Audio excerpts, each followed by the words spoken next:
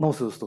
पिछले वीडियो में हमने मार्केट कैपिटलाइजेशन के बारे में बात की थी। मैंने आपको बताया था 5 स्क्रिप्ट को कि आपको मार्केट कैपिटलाइजेशन निकाल कर डालने हैं। स्क्रिप्ट मतलब इक्विटी, इक्विटी मतलब शेयर्स, मतलब ये एक ही चीज़ के बहुत सारे नाम हैं। तो आपने निकाला होगा। तो कुछ कंपनियों का पास्ट में जो मार्केट कैपिटलाइजेशन था वो इस तरीके से था। टीसीएस, तो उसका मार्केट कैपिटलाइजेशन उस वक्त था 2,93,000 करोड़। तो इस तरीके से हर कंपनी का मार्केट कैपिटलाइजेशन यहाँ पे लिखा हुआ है, आपने निकाला होगा। मार्केट कैपिटलाइजेशन निकालना किस लिए इंपॉर्टेंट है ये भी मैंने आपको पिछले वीडियो में बताया था। मार्केट प्राइस और मार्केट कैपिटलाइजेशन, प्राइस देखकर हम ट्रेडिंग ना करें। किसी भी कंपनी को अगर जज करना है तो उसका मार्केट कैपिटलाइजेशन कैलकुलेट करके कौन सी कंपनी सस्ती है, कौन सी कंपनी महंगी है, अगर वो सेम कमा रही है, सेम उसका पोटेंशियल है, तो आपको ये निकालने के लिए काफ़ी आसानी होगी कि कौन सी कंपनी आपको बाय करनी चाहिए, कौन सी कंपनी आपको सेल करनी चाहिए। इसमें large cap, mid cap, small cap, इस तरीके से कैपिटलाइजेशन होता है। तो किस तरीके से कैलकुलेट होता है और कौन सी कंपनी को लार्ज कैप कहा जाता है, कौन सी कंपनी को स्मॉल कैप कहा जाता है, कौन सी कंपनी को मिड कैप कहा जाता है। तो पहले ज़माने में हम इस तरीके से करते थे, लार्ज कैप कंपनी, जिस कंपनी का मार्केट कैपिटलाइजेशन 5,000 एंड अबाव है उसे लार्ज कैप कहते थे। मिड कैप उसे कहते थे जिस कंपनी का मार्केट कैपिटलाइजेशन 1,000 करोड़ से लेकर 5,000 करोड़ तक है, मतलब उनकी टोटल कीमत मार्केट में आज की डेट में कितनी है उस हिसाब से मिड कैप। 1,000 करोड़ से लेकर 5,000 करोड़ तक जिस कंपनी की मार्केट कैपिटलाइजेशन उसे मिड कैप कहा जाता है। स्मॉल कैप मतलब 1,000 करोड़ से नीचे और 100 करोड़ से ऊपर जो कंपनी है जिसकी प्राइस है वो स्मॉल कैप में आती थी। और सुपर कैप हम कहते थे 50,000 करोड़ के ऊपर जिस कंपनी की मार्केट कैपिटलाइजेशन है उसे हम सुपर कैप कंपनी कहते थे। और माइक्रो कैप कंपनी, जिस कंपनी की मार्केट कैपिटलाइजेशन 100 करोड़ से नीचे है, उसे माइक्रो कैप कंपनी कहा जाता था। अब सेबी ने रिसेंटली 2018 में लार्ज कैप, मिड कैप और स्मॉल कैप के जो डेफिनेशन है वो चेंज कर दिए है। सेबी कहती है कि पहले 100 कंपनी जो है जिनकी मार्केट कैपिटलाइजेशन पहले 100 में आती है, मतलब टॉप 1, 2, 3, 4 जिसकी कीमत आती है, ऐसी 100 कंपनीज लार्ज कैप में आएगी। 101 से लेकर 150 कंपनी तक, 250 कंपनी तक जिस कंपनियों की मार्केट कैपिटलाइजेशन है उसे मिड कैप कहा जाएगा। और 250 से ऊपर जो कंपनीज है, मतलब उसकी कैपिटलाइजेशन 250 नंबर से नीचे है, उसे स्मॉल कैप कंपनीज कहा जाएगा। तो इस तरीके से सेबी ने अभी डेफिनेशन किया है। तो लार्ज कैप मतलब जिसकी मार्केट कैपिटलाइजेशन पहले 100 नंबर में आती है। Large cap company well establish business है, बहुत सालों से बिजनेस है, काफ़ी सारा उन्होंने मुनाफा बनाया है, प्रॉफिट्स बनाया है, एसेट बहुत बड़ी है, जिसकी वजह से उनकी कैपिटलाइजेशन उतनी बड़ी है। और अलग अलग सेक्टर में बिजनेस करते हैं, एक ही फोकस सेक्टर नहीं है, बहुत सारा डाइवर्सिफिकेशन है कंपनी में। जैसे कि आईटीसी नाम की कंपनी है तो उसके होटल्स भी है, वो स्टेशनरी में भी काम करती है, वो टोबैको के जो सिगरेट्स है वो भी बनाती है। तो अलग अलग सेगमेंट में काम कर रही है, वेल एस्टेब्लिश बिजनेस है काफ़ी सालों से। तो ऐसी जो कंपनी होती है उनकी वोलेटिलिटी कम होती है, जो मार्केट में बढ़ता है तो भी वो ज़्यादा बढ़ेगी नहीं, घटता है तो भी ज़्यादा घटेगी नहीं। तो ऐसे कैपिटलाइजेशन, बड़ा कैपिटलाइजेशन है, बड़ा डाइवर्सिफाइड बिजनेस है।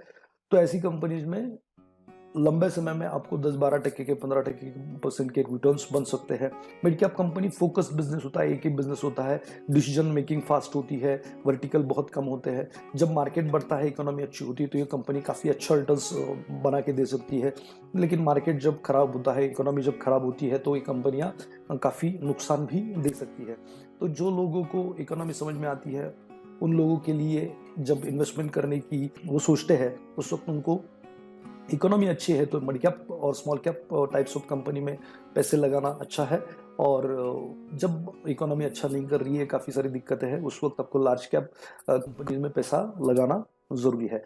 तो आपको मिड कैप, स्मॉल कैप और लार्ज कैप ये बातें समझ में आ गई होगी। तो उस वक्त जब हम 5,000 के ऊपर की कंपनी को लार्ज कैप कहते थे, उस वक्त HCL टेक थी, वो उसकी मार्केट कैपिटलाइजेशन 35,000 करोड़ थी। KPIT कम्युनिस्ट कंपनी थी, उसकी मार्केट कैपिटलाइजेशन 1,400 करोड़ थी, तो वो मिड कैप में आती थी। स्मॉल कैप में सोनाटा आती थी, 465 करोड़ रुपए कीमत थी उस वक्त जब ये PPT बनाई थी। TCS की उस वक्त 2,34,000 करोड़ कीमत थी, तो वो सुपर कैप कंपनीज में आती थी। और मेस्कॉन जैसी कंपनी जिसका मार्केट कैपिटलाइजेशन 63 करोड़ था, तो वो माइक्रो कैप में आती थी। अब जिनका टॉप है 100 वो large cap, 100 1 to 250 mid cap, 250 उसके आगे स्मॉल कैप। इस तरीके से अभी का डेफिनेशन है। तो अभी हमें ट्रेडिंग स्टार्ट करनी है। तो ट्रेडिंग स्टार्ट करने के लिए आपको क्या करना पड़ेगा? सबसे पहले तो ट्रेडिंग अकाउंट निकालना पड़ेगा। किस लिए? फॉर बाइंग और selling of shares with any SEBI registered main broker और सब ब्रोकर के पास आप आपका ट्रेडिंग अकाउंट निकाल सकते हैं। ट्रेडिंग अकाउंट के साथ आपको डिमैट अकाउंट निकल ही जाता है, लेकिन निकालना होता है। तो डिमैट अकाउंट मतलब डीमटेरियलाइज, जो आपके शेयर्स जहां पे रखे जाएंगे, तो वो to hold and transfer of share with any authorised depository participant of NSDL और CDSL। तो आपको डिमैट अकाउंट जब खोलते हैं, फॉर्म भरते हैं, तो उस वक्त आपको ट्रेडिंग अकाउंट के साथ डिमैट अकाउंट भी मिल जाता है। इसके साथ ही आपको सेविंग अकाउंट होना जरूरी है।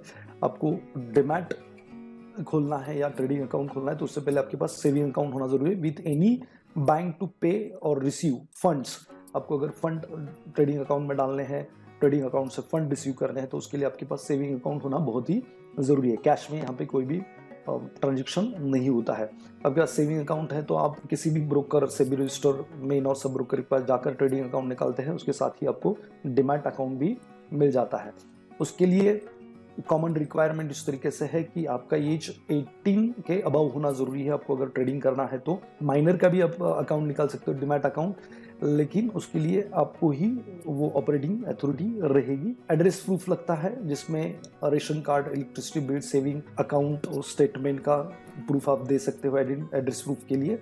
आइडेंटिटी प्रूफ के लिए passport, permanent driving licence, election card, PAN card, ये हो सकता है। बैंक प्रूफ के लिए permanent name on cheque leaf, printed name on cheque leaf, मतलब आपके अकाउंट का जो चेक बुक आता है उस पर आपका प्रिंटेड नाम होना जरूरी है बैंक प्रूफ के लिए।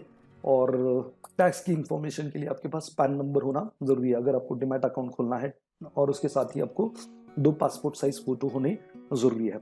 तो आपको ट्रेडिंग करनी है तो सिंपल सा आपको क्या करना है, सबसे पहले ये सारे डॉक्यूमेंट जमा करने हैं। आपका एज प्रूफ के लिए आपका कोई भी स्कूलिंग का जो मार्कशीट है वो चल जाएगा। एड्रेस प्रूफ के लिए जो मैंने बताया, आइडेंटिटी प्रूफ जमा कीजिए, बैंक प्रूफ जमा कीजिए। किसी भी सेबी रजिस्टर्ड ब्रोकर और सब ब्रोकर के पास जाइए, वहाँ पे आपको ट्रेडिंग अकाउंट, डिमैट अकाउंट खोल के मिलेगा।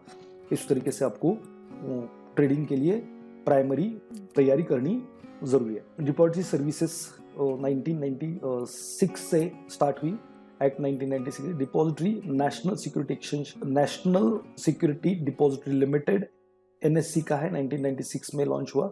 सेंट्रल डिपॉजिटरी सर्विसेज लिमिटेड ये 1999 को शुरू हुआ, वो BSC का है। इन दोनों को डिपॉजिटरी पार्टिसिपेंट होते हैं और इन्वेस्टर पैसे डालता है, उसका BOID निकलता है, फिर DPID होता है, डिपॉजिटरी पार्टिसिपेंट, और फिर NSDL या CDSL में आप जो भी शेयर खरीदते हो वहाँ पे जमा होते हैं। जब भी बेचते हो तो वहाँ से निकल कर दूसरे के डिमैट में चले जाते हैं। इस तरीके से ये डिपॉजिटरी सर्विसेज काम करता है। तो मैंने आज आपको बताया कि small cap, mid cap, large cap क्या होता है। इसके साथ ही मैंने आपको डिपॉजिटरी सर्विसेज के बारे में बता दिया, आपको क्या क्या डॉक्यूमेंट चाहिए डिमैट अकाउंट खोलने के लिए और कौन से अकाउंट आपको खोलने पड़ेंगे, ये भी मैंने आपको आज की वीडियो में बताएगा। अगर इसमें कोई आपको डाउट है तो नीचे कमेंट बॉक्स में ज़रूर पूछिए। अगर नहीं है तो आगे बढ़िए, किसी भी ब्रोकर या सब ब्रोकर के पास जाके आप अपना अकाउंट खोल सकते हैं। मिलते हैं next video. Thank you very much.